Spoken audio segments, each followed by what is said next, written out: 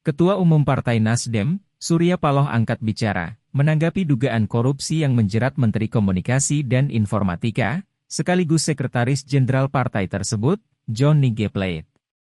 Johnny baru saja ditetapkan sebagai tersangka baru dalam kasus korupsi BTS 4G Kementerian Komunikasi dan Informatika. Surya Paloh pun langsung mengumpulkan para pengurus partai dan menggelar konferensi pers untuk menyatakan sikap partainya mengacu pada kasus ini.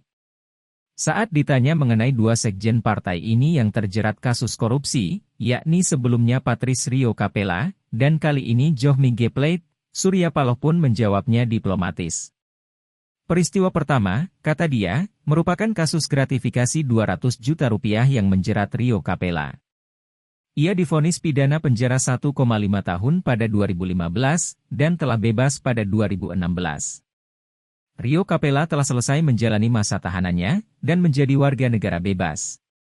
Sedangkan kasus kedua yang juga menjerat sekjennya adalah kasus korupsi proyek penyediaan infrastruktur Base Transceiver Station 4G dan infrastruktur pendukung paket 1, 2, 3, 4 dan 5 Bakti Kemkominfo tahun anggaran 2020 hingga 2022 dengan dugaan kerugian negara mencapai 8 triliun rupiah.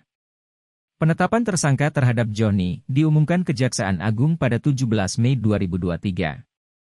Namun Surya Paloh mengaku sangat menyimak apa yang telah disampaikan oleh Kepala Pusat Penerangan Hukum Kejagung, Ketut Sumedana, terkait adanya pengakuan dari Johnny bahwa ia meminta dana setiap bulannya. Sebagai pimpinan partai yang menaungi Johnny, ia berharap dapat dilakukan pendalaman terkait kasus yang diduga merugikan negara 8 triliun rupiah itu. Sebelumnya, Menteri Komunikasi dan Informatika, Johnny G. Plate, telah ditetapkan sebagai tersangka oleh Kejaksaan Agung, Rabu, 17 Mei 2023.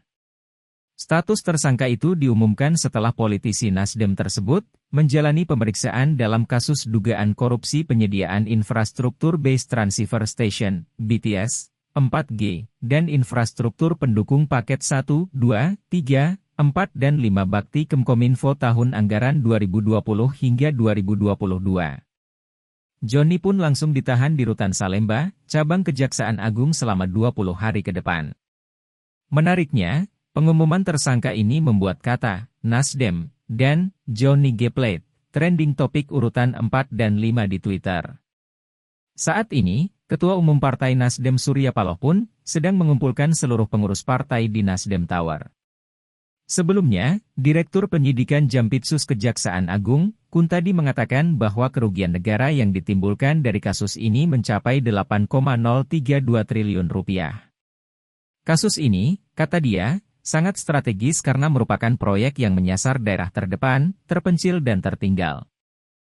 Terima kasih sudah nonton, jangan lupa like, subscribe, dan share ya!